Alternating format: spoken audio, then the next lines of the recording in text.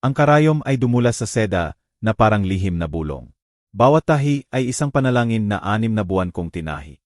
French seams, hand-rolled hems, maliliit na perlas na tinahi isa-isa, hanggang sa dumugo ang mga daliri ko at sumakit ang mga mata ko sa ilalim ng liwanag ng lampara. Ang damit ay nakalatag sa mesa ng hapagkainan na parang buwan na nakulong. Seda na kulay ivory na nagkakahalaga ng katumbas ng 3 linggo ng gastusin sa pagkain. Ngunit sulit ang bawat sakripisyo para sa araw ng kasal ng anak kong babae. Huwag kalimutang mag-subscribe sa channel at mag-comment kung saan mo kami pinapanood. Sa aking 62 taon, ang mga kamay ko ay hindi na kasing tibay noong tinahi ko ang sarili kong damit pangkasal 40 taon na ang nakaraan. Ngunit mas marunong na. Bawat tiklop ay nag-iingat ng mga dekada ng muscle memory. Bawat dart ay hinubog ng mga multo ng hindi mabilang na alterations na ginawa ko para makaraos pagkatapos mamatay si Ramon. Ang damit na ito ay hindi lamang tela at sinulit. Ito ay aking sulat ng pag-ibig para sa aking nag-iisang anak na si Maria. Ang batang pinalaki kong mag-isa pagkatapos mamatay ang kanyang ama sa atake sa puso noong 12 taon pa lang siya. Ang araw sa umaga ay gumuhit ng ginintuang parisukat sa sahig ng kusina habang binabalot ko ang damit sa acid-free na papel. Tulad ng itinuro sa akin ng aking ina kung paano ingatan ang mahahalagang bagay. Ang aking refleksyon sa salamin sa pasilyo ay nagpapakita ng isang babaeng pinayat ng pag-aalala at minarkahan ng mga taon ng pagtitipid sa bawat piso. Ngunit sa mga mata ko ay may tahimik na kasiyahan ng trabahong mahusay na nagawa. Ngayon makikita ni Maria ang ginawa ng mga kamay ng kanyang ina sa katahimikan ng maraming gabi. Ang Hotel Intercontinental ay nakatayo sa harap ko na parang keke ng kasal na gawa sa marmol at konkreto. Ang valet service lamang ay mas mahal pa sa ginagastos ko sa pagkain sa isang buwan. Si Maria ang pumili ng lugar na iyon. O mas tama, ang kanyang magiging biyenan ang pumili. Kahit alam kong ang aking simpleng pensyon bilang guro ay hindi sapat para sa ganoong karangyaan, nag-offer akong tumulong sa bulaklak, kahit man lang para makapag-ambag sa abot ng aking makakaya. Ngunit ngumiti si Ana Lopez na may ngiting manipis na parang papel at sinabi, "Ay, huwag kang mag-alala tungkol sa pagtulong, Teresa. Kami na ang bahala sa lahat." Ang bridal suite ay puno ng mamahaling kaguluhan. Si Ana ay nagdidirect ng isang team ng mga profesional na parang general na gumagalaw ng mga tropa. Isang makyup artist na may maletang mas mahal pa sa upa ko sa isang buwan. Isang stylist na ang gupit ay precise na parang operasyon. At isang photographer na hindi tumitigil ang kamera sa pag-shoot, na nakakakuha ng bawat momentong maingat na ginawa para mukhang spontaneous. Si Maria ay nakaupo sa gitna ng lahat, na parang porcelain doll, maganda at hindi gumagalaw, habang ang mga estranghero ay nagpipintura sa kanya, inaayos, at minamanipula. Ang anak ko ay laging maganda, ngunit noong araw na iyon ay parang ibang tao siya. Isang taong sobrang polished na ang nakikita lamang ay kung ano ang gusto ng iba. Mama, ang boses ni Maria ay may espesyal na tono na ginagamit niya kapag may kailangan siya. Ngunit handa na siyang mabigo sa kaunti lang na maibibigay ko. Nandito ka na. Buti naman. Sabi nila malapit na raw para sa damit. Itinaas ko ang garment, bag na may paggalang na para sa mga bagay na sagrado. 6 na buwan ng mga gabing pagkatapos mag-grade ng exams. 6 na buwan ng pagtitipid ng bawat piso. 6 na buwan ng pangangarap sa sandaling madulas ang anak ko, sa seda, at les na gawa ng mga kamay ng kanyang ina. Dala ko ang damit. Sabi ko na mas malambot ang boses kaysa inaasahan ko. Si Ana Lopez ay nag-angat ng tingin mula sa kanyang maingat na orchestration ng perpektong kasal.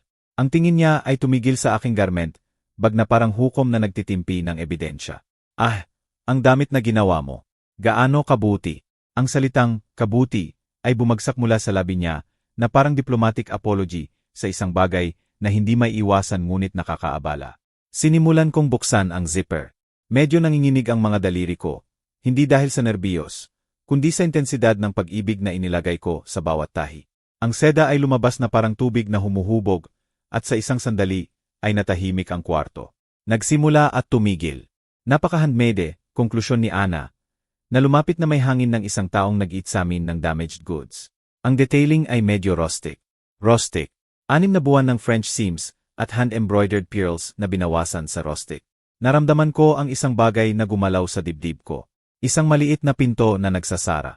Darling, patuloy ni Ana, na may peking sweetness. Baka isaalang-alang natin ang backup option na pinag-usapan natin. Ang verawang dress mula sa boutique ay mas angkop para sa pictures.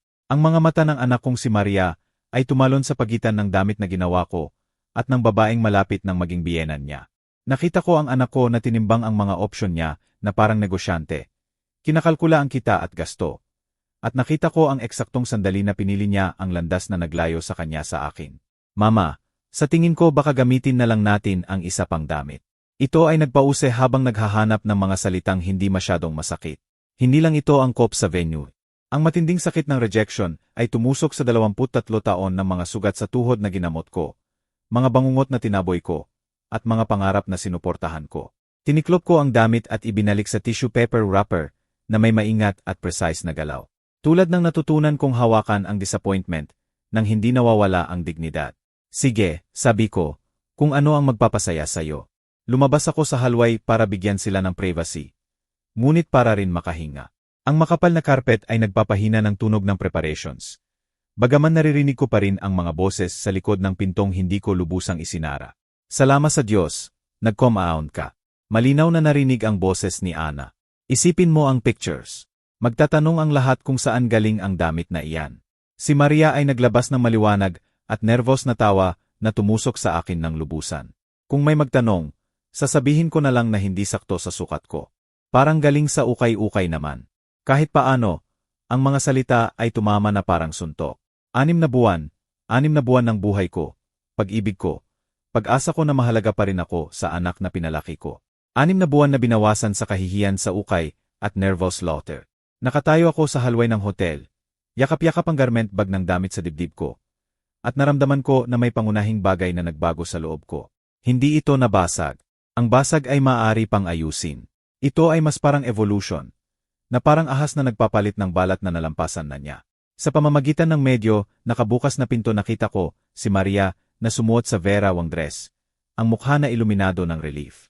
Si Ana ay nag-zipper up sa kanya, na may satisfaction ng isang taong naniniwalang naiwasan niya ang social disaster. Ang photographer ay hindi tumitigil sa pag-shoot, na nakakakuha ng sandali ng transformation mula anak patungong asawa, habang ang sarili kong creation ay nakahiga na nakalimutan sa isang upuan na parang discarded wrapping paper. Bumalik ako sa gitna ng kwarto na may measured steps ng isang taong nagdesisyon na kukunin ko ito pauwi, sabi ko habang itinataas ang damit na may bagong purpose. Ay, mama, sorry talaga, sagot ni Maria. Baka pwede ko pa itong gamitin sa rehearsal dinner. Ang boses niya ay may empty echo ng consolation prizes at last-minute ideas. Hindi, sabi ko ng simple, hindi na kailangan. Hinalikan ko ang noo ng anak ko, hiniga ang amoy ng mamahaling hairspray at borrowed perfume na wala kahit kaunting pagkakahawig sa batang sumisiksik sa kama ko kapag may bagyo. Magkaroon ka ng magandang kasal, anak. Habang naglalakad ako sa hallway ng hotel, narinig ko si Ana na nagsasabi, well, mas madali pala kaysa inaasahan ko. Minsan kailangan lang tanggapin ng tao ang realidad. Ang mga pinto ng elevator ay nagsara sa aking dating buhay.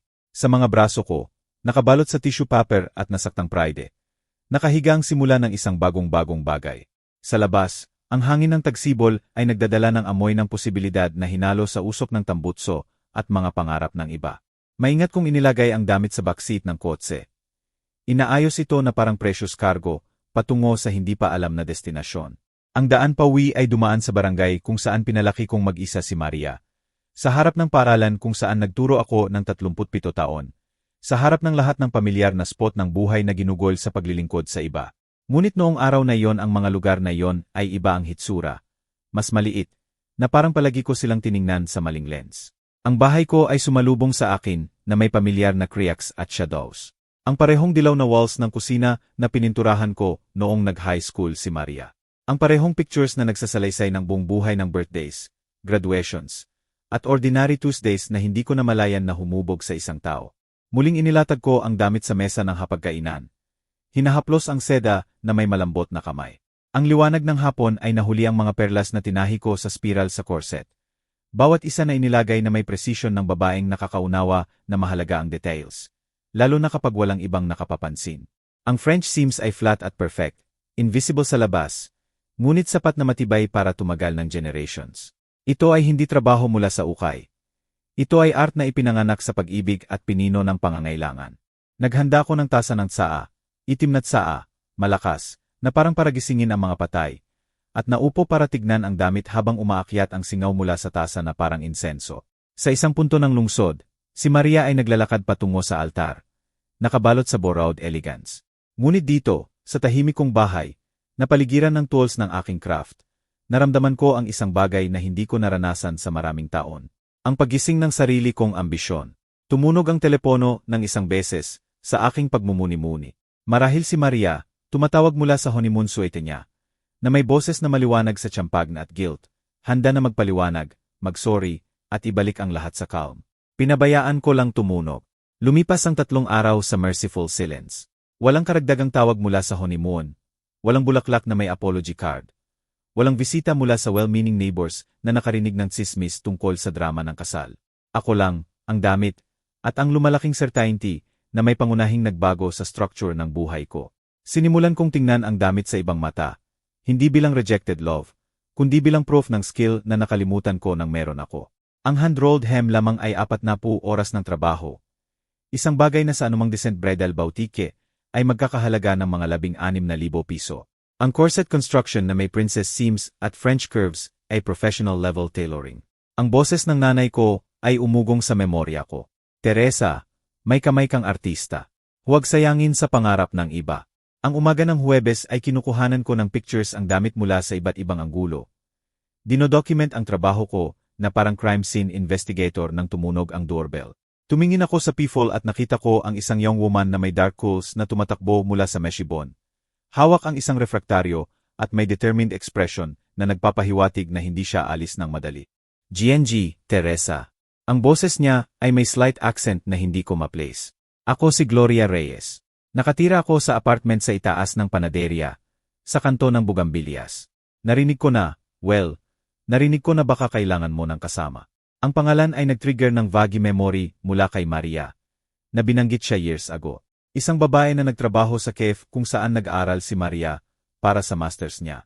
Magkaibigan sila, o kahit malapit, bago nagliit ang social circle ni Maria sa mga taong makakatulong sa career ng asawa niya. Binuksan ko ang pinto at nakita ko ang babaeng mga 28 taon na may paint-stained fingers at genuine smile na strangely unfamiliar sa akin. Inabot niya ang refraktaryo na parang offering. Chicken enchiladas, sabi niya, recipe ng lola ko. Akala ko baka wala kang ganang magluto ngayong linggo. Paano? Sinimulan kong itanong. Tinawagan niya ako. Sabi ni Gloria ng simple. 3 gabi na ang nakaraan. Umiyak siya, lasing, mula sa hotel niya sa Cabo. Kinuwento niya ang nangyari. Ang sinabi niya tungkol sa damit. Ang dark eyes niya ay kumislap sa indignation. Gusto ko sanang mag-drive doon at kalugin siya ng kaunti para magkaisip. Ngunit malayo ang Mexico para sa ganoong intervention. Sa kabila ng sarili ko, halos ako nang ngumiti.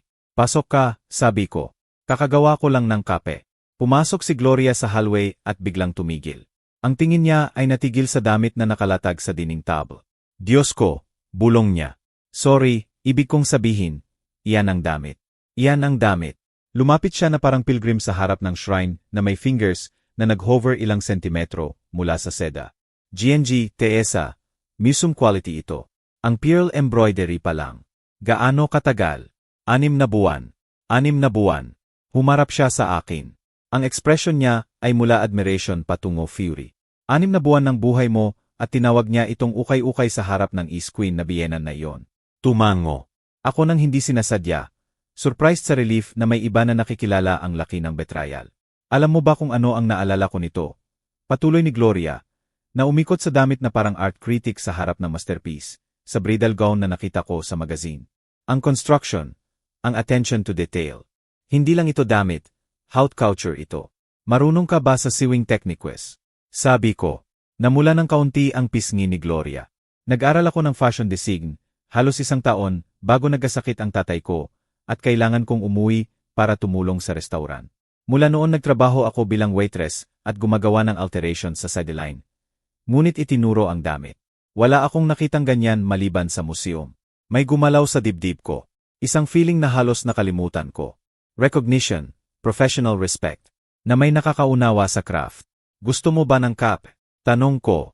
Naupo kami sa kusina at ang enthusiasm ni Gloria ay napuno ang space na parang araw na pumapasok sa winter window. Nagtanong siya ng detailed questions tungkol sa techniques ko. Pinuri ang pictures ng iba kong ginawa sa mga taon at nakikinig ng genuine interest. Habang ipinapaliwanag ko ang difference sa pagitan ng French seams at flat seams, ang art ng sleeve setting ng walang puckers, at ang patience na kailangan sa Hanseon buttonholes. Oy, sabi niya habang hawak ang tasa niya. Ang pinsan ko, magkakasala siya sa loob ng 3 buwan. Halos wala ang budget niya. Social worker siya. Ang fiance niya ay preschool teacher, at ilang linggo na siyang umiyak dahil dito. Hindi siya makabili ng decent at nakakahiya sa kanya, humingi ng pera sa pamilya. Mahirap yan, bulong ko. Bagaman may nagpapahiwatig ang tono niya, na patungo sa specific direction ang usapan. More or less same size siya ni Maria. Dagdag ni Gloria, casually. Baka medyo matangkad lang, pero hindi masyado. Ang hint ay nakalutang sa pagitan namin, na parang bridge na naghihintay na tawirin. Tiningnan ko ang damit sa dinding arch. Naalala ang bigat nito sa braso ko nang kunin ko ito sa bridal suete ng anak ko. Seda na hindi pa naranasan ang joy na para rito ginawa. Sa tingin mo gusto niyang suotin ang rejected dress? Tanong ko. Sa tingin ko iyak siya sa gratitude sa pagsuot ng ganoong kagandang damit. Sagot ni Gloria ng firm. Naghahanap siya ng polyester disasters online sa wala pang 4,000 piso. Ito, itinuro sa dinding, ay magpaparamdam sa kanya na parang reyna. Noong mismong hapon na iyon, dinala ni Gloria ang pinsan niya para makita ang damit. Ang pamangkin ko, technically second cousin, bagaman hindi kami strict sa degrees of kinship, pumasok sa dinding at nawalan ng hininga. Lagi siyang fighter sa pamilya, ang pumili ng social work kaysa law, ang nakikipag-date sa teachers kaysa doctors, ang nagmamaneho ng old tsuru pero nagpapadala pa rin ng pera sa parents niya bawat buwan. Sa 31 taon niya, ay nakuha niya ang bawat law line sa paligid ng mata at bawat kalus sa kamay mula sa volunteer work sa shelter. Tita Teresa, bulong niya gamit ang familiar title na sumakit sa puso ko. Talaga ba ginawa mo ito? Ginawa ko ito para sa kasal ni Maria. Nakita ko kung paano nagdaan ang mukha niya sa chain of emotions. Awe, recognition, at flash ng protective anger para sa akin. Hindi niya ginamit, pinili ang iba. Inabot niya ang kamay para hawakan ang seda, pero binawi agad, na parang natatakot masira ang sakret. Hindi ko kaya. Sobrang ganda, sobrang mahal. Para ito sa ₱1,000,000 wedding. Hindi sa backyard lechon na may folding chairs. Sage, sabi ko surprised sa firmness ng boses ko. Ang damit na ito ay gawa sa pag-ibig. Ginawa ito para ipagdiwang ang marriage. Para magparamdam ng ganda sa isang tao sa pinakamahalagang araw ng buhay niya. At ang taong iyon, maaari kang ikaw. Ginuod ni Gloria ang pinsan niya. Subukan mo ulit ko. 20 minuto pagkatapos, nakatayo siya sa harap ng full-length mirror sa kwarto ko. Transform. Ang damit ay perfect fit na parang para sa katawan niya ginawa. Ang seda ay dumadaloy sa curves niya, na may liquid grace. Ang ivory tone ay nag-ilaw sa olive skin niya, at ang Hanseon pearls ay nahuhuli ang liwanag na parang stars. Diyos ko, ang boses niya ay nabasag. Mukha akong true bride. Mukha kang sarili mo, sabi ko. Elevated lang. Lumabas si Gloria ng phone niya. Huwag kang gumalaw. Kailangan ko ay document ang miracle na ito. Ang picture ay nakakuha ng magic, ang radiant smile niya, ang perfect drape ng seda, ang paraan ng pag-transform ng confidence sa posture niya. Sa larawang iyon ay eksakto siyang kung ano siya. Babaeng in love na suot ang damit na gawa ng isang taong nakakaunawa na ang love ay dapat ipagdiwang, hindi yurakan. Hindi ko alam kung paano magpasalamat. Sabi niya habang medyo tumutulo ang mascara sa tears. Suotin mo ng may joy, sabi ko. Sapat na iyon. Ngunit si Gloria ay may iba pang ideas. Actually, sabi niya, na para may magbre-brilliant o disastrous proposal.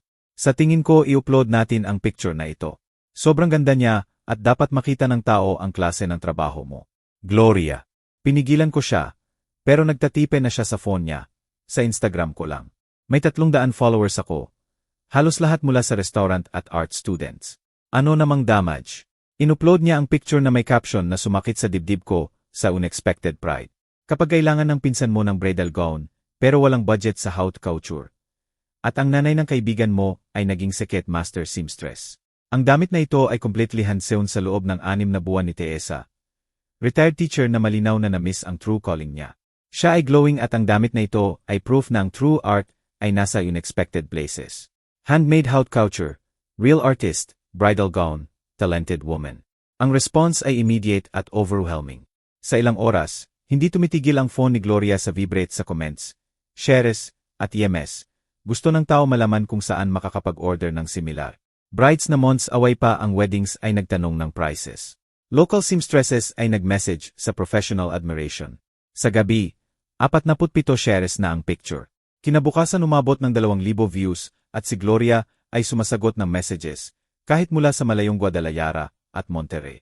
GNG, Teesa, sabi ni Gloria na dumating sa pinto ko na may kape at curnitos na may barley-contained excitement. Sa tingin ko kailangan nating pag-usapan ang pagbubukas ng business. Naupo ako sa kitchen table, scrolling sa comments ng praises at questions. Feeling na parang may nag-on ng lights sa forgotten rooms. Sa mga dekada tinahi ko dahil sa necessity. Repair clothes, hem curtains, make Day of the Dead costumes sa sweldo ng guro. Ngunit iba ito. Feeling possibility ito. Wala akong alam sa business, sabi ko. Alam ko lang tahi ng seda at perlas. Wala nang iba. Pero alam mo ang paggawa ng dresses na magpaparamdam sa women na goddesses. Sagot ni Gloria. Iyon ang hard part. Ang iba ay natutunan. Sa dining window nakita ko si GNG. Patino na naglalakad ng aso sa usual route niya na ginagawa araw-araw sa 15 taon ko sa bahay na ito. Same time, same pace, same predictable orbit sa neighborhood. 3 araw pa lang, ako rin ay predictable orbit. Retired teacher, displaced mother, woman na supposed na tapos na ang best years. Ngayon ang picture niya ay ngumingiti sa akin mula sa phone ni Gloria at strangers ay nagbabayad para sa skills na halos namatay sa silence. Ano eksakto ang proposal mo? Tanong ko.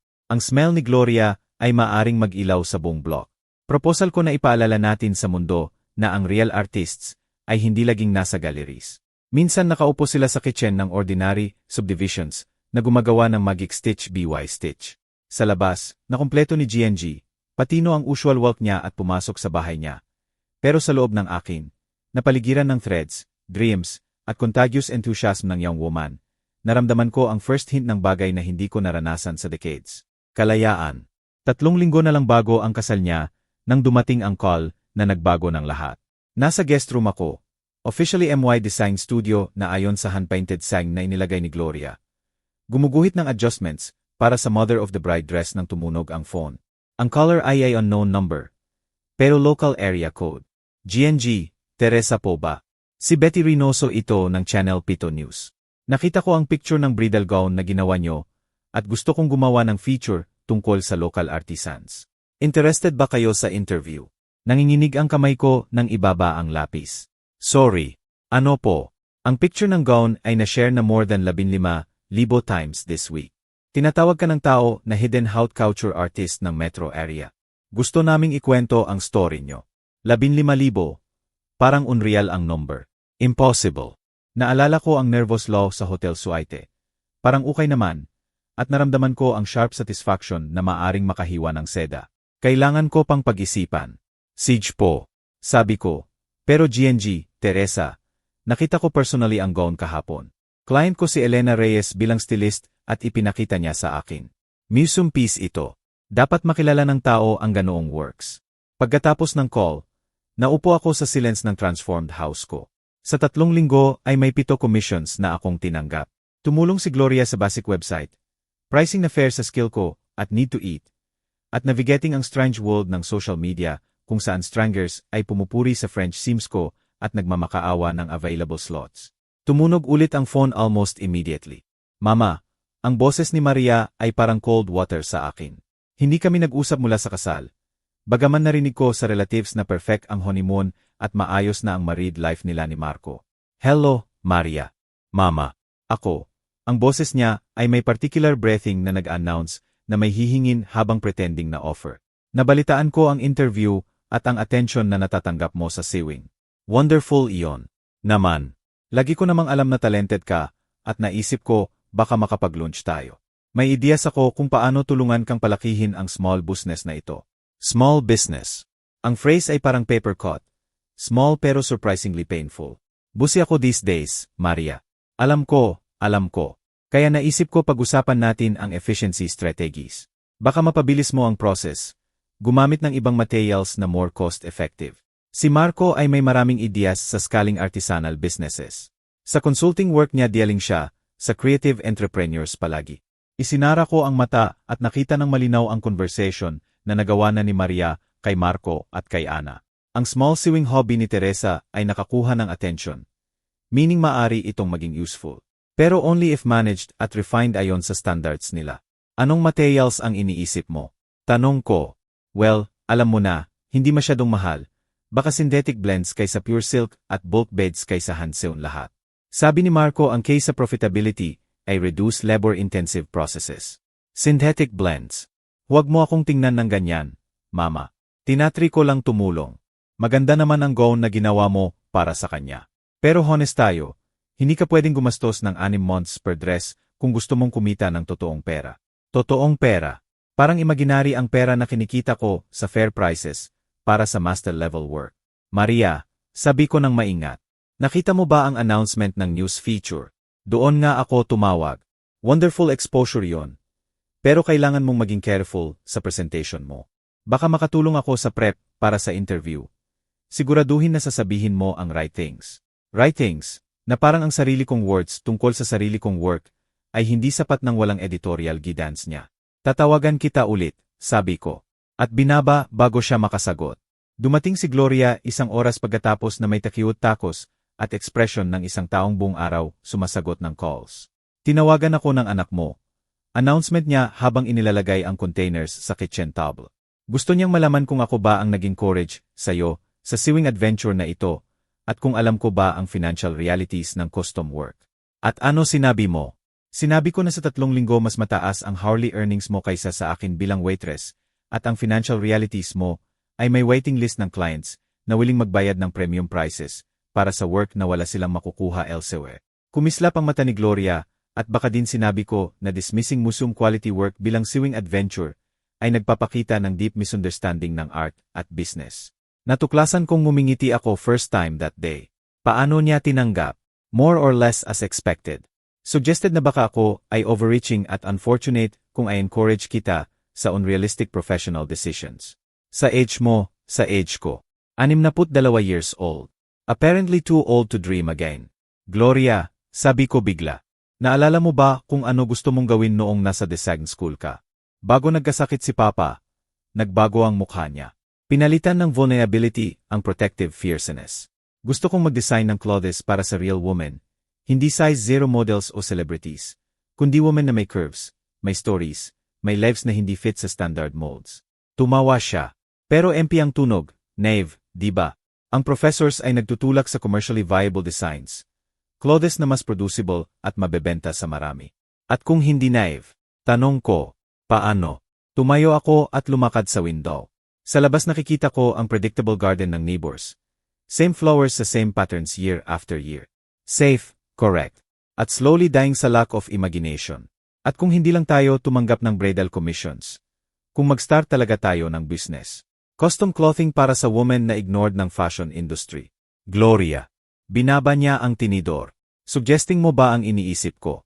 Suggesting ko na marahil isang retired teacher at dating design student ay may alam tungkol sa totoong gusto suotin ng real woman. Suggesting ko na ang commercially viable ay nagbalik sa boring at soulless fashion at marahil may space para sa something different. Ang silence ay lumawak sa pagitan namin. Puno ng equal parts possibility at fear. Kailangan natin ng kapital, sabi ni Gloria sa wakas. Equipment, space, materials, formal license, marketing beyond Instagram posts. May savings ako, sagot ko. At pwede tayong mag-home equity loan sa bahay na ito. Teresa, yan ang safety net mo, ang protection mo. Hindi, sabi ko habang humaharap sa kanya. Si Maria ang safety net ko. Ang teacher pension ko ang security ko. Ang bahay na ito ang refuge ko sa mundo. Pero wala sa mga iyan ang nagbigay sa akin ng true security, di ba? Walang second doubt na itinakwil ni Maria ang 6 na buwan ng love ko. Ang pension ko ay barely enough sa expenses, at ang bahay na ito ay beautiful prison, kung saan unti-unti akong nawawala. Matagal na tahimik si Gloria. Pinag-aralan ang mukha ko na parang naghihintay ng signs ng temporary insanity o final determination. Paano natin ito tatawagin? Tanong niya sa wakas. Ang business. Naisip ko ang mukha niya sa mirror, ang joy ng pag-create ng beautiful, para sa taong pinahahalagahan ito talaga. Ang nervous law ni Maria at condescending smile ni Ana at ang years na ginugol ko sa pagiging small para fit sa expectations ng iba. At sinabi ko, custom clothing gawa ng woman na nakakaunawa na everybody tells a story worthy of honoring. Ang smile ni Gloria ay slowly born at lumaki na parang sunrise. Hilos. Gusto ko. Lumabas niya ang phone niya. Hahanapin ko ang requirements para sa business license. Gloria, hintay. Talaga bang gagawin natin ito? Nagangat siya ng tingin mula sa screen. Ang expression niya ay mula excitement patungo deeper at serious. Teresa, 3 linggo pa lang ang nakaraan retired teacher, na-created ng anak mo na uncomfortable obligation. Gayon sought after artist ka, na may waiting list, at scheduled interview sa Bayerns. Bukas, shrugged siya. Bukas. Bukas binabago natin ang fashion industry. One custom dress at a time. Kinabukasan, nagising ako bago mag-umaga at tahimik na naglakad sa studio ko, kung saan nakasabit ang gown niya sa mannequin na parang fulfilled promise. Sa soft light nakikita ko every stitch, every bead, every decision na ginawa ko para sa beautiful creation. Ang gown na ito ay hindi kailanman mapupunta sa forgotten closet o ituturing na Tiangis quality. Isusuot ito ng woman na nakakaunawa ng value nito. Kukuhanan ito ng pictures ng pupil na nakakakilala ng art at maalala bilang start ng extraordinary. Nagluto ako ng kape at naupo sa harap ng sewing machine ko. Napaligiran ng rolls ng seda, boxes ng vintage buttons at drawers full ng threads ng all imaginable colors. Ang phone ko ay may 17 new messages mula possible clients, 3 missed calls mula reporters at message mula kay Gloria. Nakahanap ako ng commercial space sa downtown. Tingnan natin this afternoon. May voicemail din mula kay Maria. Tense ang boses niya sa concern na sa kanya ay worry, pero sa akin frustration. Mama, napag-isip-isip ko ang usapan natin kahapon at talaga namang mag-ingat ka sa lahat nito. Mag-start ng business sa EJ mo at risky pa. Baka makipag-usap tayo kay Marco para proper plan. Tawagan mo ako. Dinilit ko nang hindi pinakinggan ulit. Ang Channel 7 interview ni Betty Reynoso ay scheduled sa Friday afternoon. Ang wedding niya ay Saturday at sa pagitan ng dalawa kailangan kong magdesisyon kung ako ba si Teresa, retired teacher na may harmless hobby, o Teresa, artist na 62 years nag-aaral kung ano talaga kaya niya. Pero habang threading ang machine ko ng ivory silk at sinisimulan ang work sa gown para sa bride na specifically pumili sa akin dahil nakita niya ang pictures niya at gusto ng same beautiful at personal, naintindihan ko na decided na ang choice. Pwede ni Maria ang conventional security at wisdom niya. Ako ay pumipili ng Revolution Stitch by Stitch. Ang Channel 7 interview ay na-air isang Tuesday night sa October. Exactly 6 na buwan pagkatapos ng wedding ni Maria. Pinanood ko ito mula sa apartment ni Gloria sa itaas ng panaderya. Napaligiran ng fabric swatches at business plans, habang siya ay nag-comment out loud na nagpatawa sa akin hanggang sumakit ang tagiliran. Tingnan mo, sabi niya.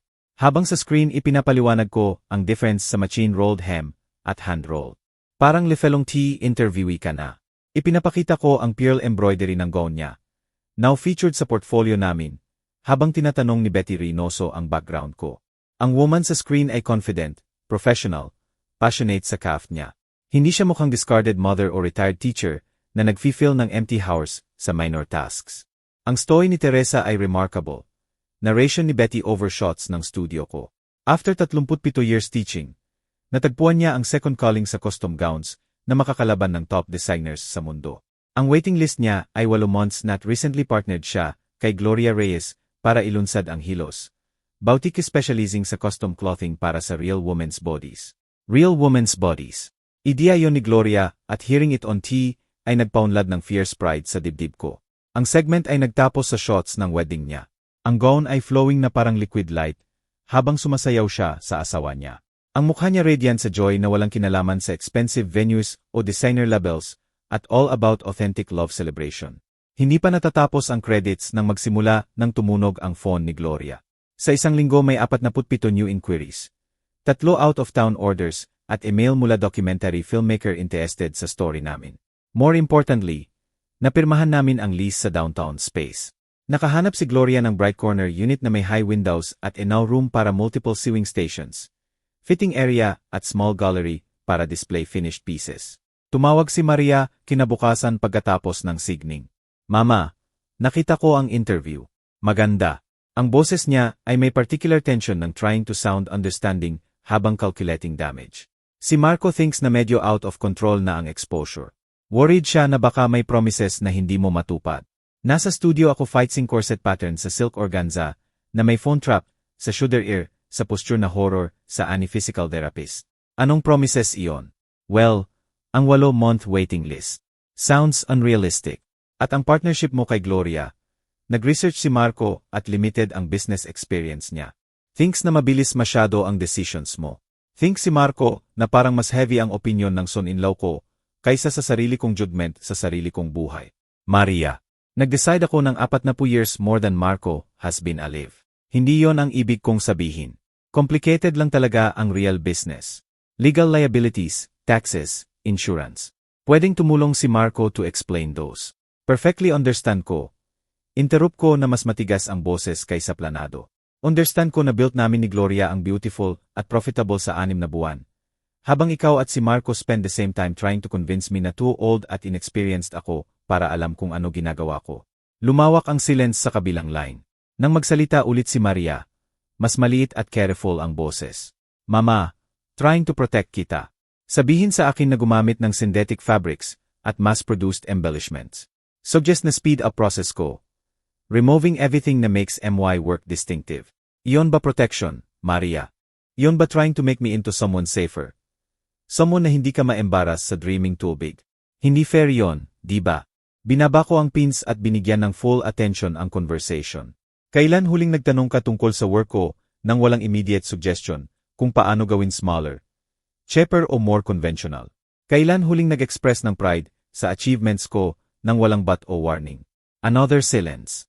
Long enough na nakapagkut ako ng 3 pattern pieces at simulan i-arrange sa cutting table. Tinawagan ako ng documentary people. Sabi ni Maria sa wakas. Anong documentary people? Ang filmmaker na nag-contact sa'yo. Si Marina Villasenor. Gusto niyang i-interview ang family tungkol sa transformation mo. Sinabi ko na hindi interested. Of course, ginawa niya. Terrifying siguro sa kanya ang idea ng cameras capturing how she dismissed the gown. How she treated her mother's gift. Your choice yon. Calm na sagot ko. Mama, please, pwede ba tayong mag-coffee? Need natin mag-usap face to face. Tiningnan ko ang studio ko. Ang half-finished gowns sa mannequins na parang promises. Ang inspiration board full ng sketches at swatches. Ang business cards na design ni Gloria na may logo namin at slogan everybody tells a story worthy of honoring. Busy ako these days, baka after the holidays. 8 weeks pa bago Pasko. Ang suggestion ay nakalutang na parang slowly closing door. Definitely. Mama, kailangan ko nang umalis. May fitting ako sa 2. Binaba ko at nakatayo sa silence ng transformed life ko. Feeling the weight ng decision na ginawa ko lang. Sa months nagbabago ako, lumalaki, becoming someone new, pero iba ito. Ito ang moment na tumigil ako sa primarily being Maria's mother at naging Teresa, artist at entrepreneur, who happens to have a daughter. Ang fitting ay para kay GNG, Bentez, 70-year-old widow na gusto ng gown para sa wedding ng apo niya. Months siyang naghahanap sa department stores ng walang lock. All too youthful, too tight, too dismissive ng body na lived 7 decades at earned every mark. Ayaw ko mukhang old lady pretending young. Sabi niya sa consultation namin. Pero ayaw ko rin mukhang pupunta sa funeral. Ang design ko para sa kanya ay elegant crepe. Deep forest green, na may subtle 3/4 sleeves na caressing ang figure niya gracefully. Hand-covered buttons down the back at delicate embroidery sa neckline na catches light ng hindi demanding attention. Nang lumabas si GNG, Bentez sa fitting room, matagal siyang nakatayo sa triple mirror nang walang salita. GNG, Teresa. Sabi niya sa wakas na loaded sa emotion. Mukha akong sarili ko, pero best version. Iyon ang goal. Sagot ko habang fine-tuning ang hem. Honor who you are, not hide it. Sinuggest ng daughter-in-law ko na online na lang bili. Cheaper daw at practical. Hinaplos ni GNG. Bentez ang skirt na may reverent hands. Buti hindi ko siya sinunod. Habang papalapit ang November sa winter, lumago ang reputation ng Hilos beyond anything I dared imagine. Sinundan kami ng documentary team sa 2 weeks, capturing custom creation process at interviewing clients na emotional na nagsasalita ng first time feeling beautiful in own skin sa years. Hawak ni Gloria ang business side na may competence na confirmed right instinct ko sa partnership. Negotiated siya sa suppliers, managed appointments, handled media requests na may skill ng survivor sa restaurant work pero always dream bigger. Nag-hire kami ng 2 more seamstresses. Both women over 50 laid off from factories at told skills nila obsolete na. Watching them rediscover own craft sa Bright Studio ay parang witnessing resurrections. Ang space ay naging haven para sa conversations na hindi ko in-expect. Women talked about bodies nila not as problems to fix, but stories to celebrate. Shared shopping frustrations, feeling invisible sa fashion industry designed for others, at rediscovery ng confidence sa clothes na fit real lives. Alam mo ba kung ano pinakagusto ko dito? Tanong sa akin ni Catalina. 45-year-old lawyer. Habang sinusubukan ang jacket na design ko para fit post-mastectomy body niya. Walang nag-act na wrong ang body ko for existing. Perfect fit ang jacket, professional at feminine, without hiding or overcompensating. Ang reflection ni Catalina ay woman ready to own any courtroom. Comfortable in own skin at wrapped sa expertly crafted fabric. 2 weeks before end of November, sumabog ang story na nagbago ng lahat. National Magazine published feature titled The Seamstress Who Stole Christmas. Puns na nagpangiti kay Gloria, pero generated massive attention. Narrated ang journey ko mula rejected bridal gown sa thriving business na may before-after photos at client testimonials na parang love letters sa craft. Pero ang sidebots ang nagparing ng phone ko 3 days straight. Under heading The Dress That Started It All, published full story ng wedding ni Maya. How I spent 6 months creating haute couture gown for own daughter to dismiss as Changi's quality. Got photos of both gown at her reaction. Courteously blurred face niya. Pero immediate at overwhelming ang public response. Social media exploded sa support sa mother na turned rejection into revolution. Hilos trended. Fashion bloggers wrote about ageism sa creative industries at value ng handmade. At revealingly, orders started coming from women explicitly wanting support business na honors not discards mothers generation. Nahanap ako ni Gloria sa studio sa third day ng media chows. Nakaupo sa harap ng machine ko. Tears falling habang nagtatahi ng simple hem. Teresa, anong nangyari? Tanong niya. Amazing publicity ito. Book tayo until next summer. Alam ko, sabi ko habang pinupunasan ang mata sa back of hand. At hindi dahil doon ako umiyak. Kung gayon bakit? Binaba ko ang needle at humarap sa kanya. Kasi 37 years ago, nang ipanganak si Maria, dreamed ako na maging mother na proud siya sa akin. Work 2 jobs para sa college niya. Gave up all luxuries para bigyan siya ng opportunities na wala ako. At somewhere along the way forgot na dapat din siyang proud sa akin. Naupo si Gloria sa tabi ko sa small bench, doubtful. Alam mo ba iniisip ko? Sabi niya sa wakas. Raised mo siya to be proud of you. Pero somehow forgot niya na pride isn't about comfortable or conventional mother. It's about brave enough mother to become who she's meant to be. Sa labas, winter rain beating windows ng studio. Drawing abstract patterns sa glass na synonym na ng transformation.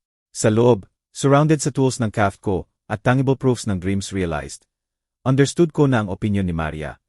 Once the sun my world orbited, became just one voice among many. At first time sa decades, hindi na siya ang loudest voice sa room. Ang first December snowfall ay Thursday sa outskirts ng city. Same day, finally dumating si Maria to see what I built. Nakita ko siya sa large windows ng Hilos, standing sa opposite si Duwalk, na parang tourist sa unfamiliar place. Suot niya ang black wool coat na gift ko sa kanya 3 Christmases ago. Well-fitted, expensive, safe choice na appropriate anywhere without revealing anything about the wearer. 20 minutes siyang nakatayo doon. Habang nagtatrabaho ako kay GNG. Patricia sa fitting ng wine velvet holiday gown. Both kami pretending not to notice ang black figure watching from cold. Si Patricia, former neighbor turned enthusiastic client, ang nag-break na maintained silence. Hindi ba anak mo yon sa labas? Sabi niya. Mukhang magiging ease-pop na. Sagot ko habang adjusting hem niya. Siya nga. For the love of God, Teresa, papasukin mo ang bata bago maging popsicle. Pero hindi ako gumalaw sa pinto o tumawid sa street. Remain kami sa respective territories, separated sa pavement at 8 months ng irreversible decisions. Nang umalis si GNG, Patricia, wrap sa coat at carrying garment, bag na may quiet pride. Finally lumapit si Maria. Pushed ang pinto na may caution ng entering enemy territory. A scanning transformed space. Polished wood floors na restore namin ni Gloria B.Y. Hand. Custom fitting rooms na may elegant curtains. Gallery wall na may photos ng work namin. Mama, ang boses niya mas maliit kaysa naalala ko. Gumalaw si Maria sa studio na parang museum visitor. Stopping sa cutting table kung saan nagtatrabaho ako sa New Year gown para sa client na gustong spektakular sa 68. Ang silver silk catching afternoon light at nakita ko na recognize ni Maria ang quality ng construction, complexity ng embroidery, hours ng expert work sa every seam. Maganda, sabi niya sa wakas. Salamat. Tumigil siya, lumunok, tried again tungkol sa magazine article. Hindi ko alam na isusulat nila tungkol sa wedding gown. Tungkol sa sinabi ko. Patuloy kong inilalagay ang pins sa corset na may firm at precise movements. Ano inexpect mo kapag itinakwil mo ang 6 months work ko na Changi's quality? Akala mo private forever yon. Nervous ako. Si Ana being Ana. Hindi clear thinking. Clear enough para tumawa ka. Ang words fell like pins sa floor. Nanginginig si Maria na parang sinampal ko. Nagsorry na ako. Tinawagan kita. Nagpadala ng flowers. Nagpadala ka ng flowers sa sarili mo. Interrupt ko para feel better ka sa hurting me. Never asked how I felt. Never acknowledged what the gown represented. Lumapit si Maria sa window. Ghostly ang reflection niya sa glass separating warm inside from cold outside. Alam ko galit ka sa akin. Hindi. Binaba ko ang pins at direct tiningnan siya. Galit ako mga 1 week. Then realized anger just another way giving your opinions more weight than my reality. Ano ibig sabihin noon? Na-stop caring if you approve my choices, at started caring if I approve them. Lumawak ang silence, heavy sa 8 months transformation. Sa labas, December afternoon painting everything gray at silver. Sa loob, studio glowing warm light at evidence ng meaningful work. Next month na ang documentary. Biglang sabi ni Maria. Tumawag ulit si Marina Villasenor. Gusto niya interviews with you and me talking about reconciliation namin. Namin na namula ang pisngi niya. Sinabi ko na feeling na namin.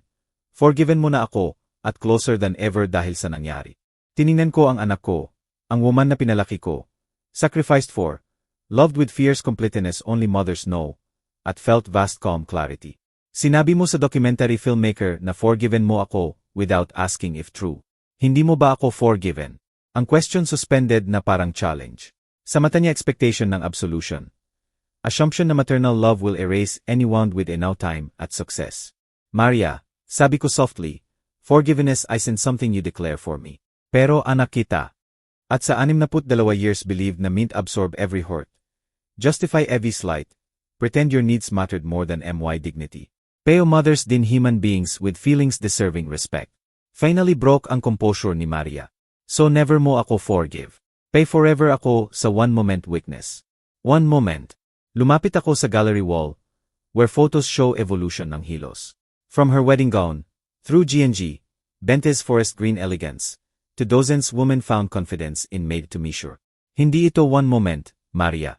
Years treating me like embarrassment, dismissing opinions ko. Assuming husband judgment worth more than my experience. Hindi totoo iyan. Kailan last time asked advice ko sa important matter? Visited without needing favor. Introduced me to friends as someone proud of not someone to explain. Every question felt like perfect stitch. Holding patterns she never forced to see clearly. Tumigil si Maria. Twisted expensive bag strap. Hindi ko alam paano ayusin ito. Baka hindi kailangan ayusin, sabi ko. Baka accept as is. That moment, bumalik si Gloria from lunch with potential investor. Arms full ng fabric samples at face flushed from cold air at excitement. Stopped seeing Maria. Neutral careful ang expression niya. Maria, polite professional. Nice to see you. Gloria. Stiff reply ni Maria reserved for those below her attention. See business doing well. Better than well. Next year opening second location sa Guadalajara. Watched Maria process info. Sa exact moment realized Gloria. Former waitress she looked down on.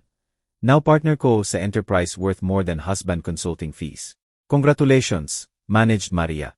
Thanks. Binaba ni Gloria ang samples at lumapit sa cutting table.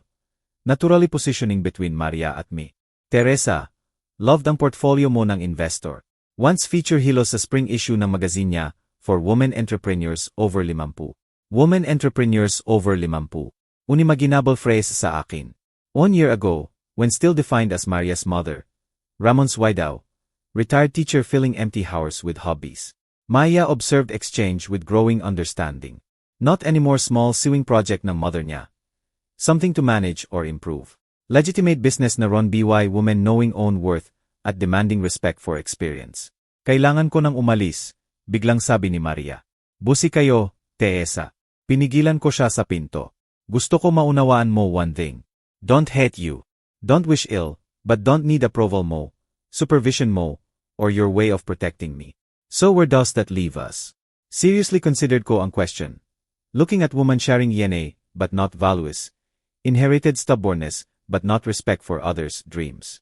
Leaves us as two adults related by chance. Sagot ko, if want more than that, earn it. Not with apologies or flowers or telling documentarians reconciled na tayo. But actions showing truly respect woman I've become. Past Maria's face various emotions. Pain, anger, recognition. perhaps start of understanding. At if can't do that, then can't go further, sabi ko. But won't pretend otherwise for either comfort. Slowly nodded siya. Tears made mascara run same way happened sa kanya first time seeing herself in MY gown. Though completely different reasons. Paalam, Mama. Paalam, Maria. Closed ang pinto behind her with soft chime. Watched her through window walking to car. Didn't look back at studio. Didn't stop admire elegant sign Gloria commissioned or display window showcasing recent work. Okay ka ba? Soft tanong ni Gloria. Perfect ako, sagot ko. At totoo yon. That night sat ako sa small apartment above workshop. Adapted space when ended lease old house. Deciding living above work made more sense than pretending separation art at life. Walls covered sa sketches at photos. Fabric rolls organized by color at white. At single framed image. She radiant in MY bridal gown. Phone vibrated with message from Marina Villeseno. Documentary premieres February 14 na on Netflix. The Seamstress, a story of late life transformation. Congratulations, Teresa. Created something beautiful. Outside window. City winter night sparkling with lights other homes. Other people's dreams lived in small daily acts courage. Somewhere in city, Maria probably recounting conversation namin kay Marco. Seeking validation for pain, at strategic advice reclaim mother's approval. But not anymore primarily mother in way I was. Now Teresa, artist at entrepreneur. Woman learned love without respect not love but another servitude. Next morning, start work sa bridal gown for woman chose me specifically, because heard story gown launched revolution. Wanted something honoring tradition at transformation. Make her feel beautiful, while telling world not anyone's backup plan. Knew exactly what create for her. After all, practice that particular pattern whole life. Salamat sa pakikinig sa story ko. Kung touched heart mo, like, subscribe, at comment. Kung ikaw sa place ko, ano gagawin mo? Kasi baka words mo today give warmth sa someone needing hope.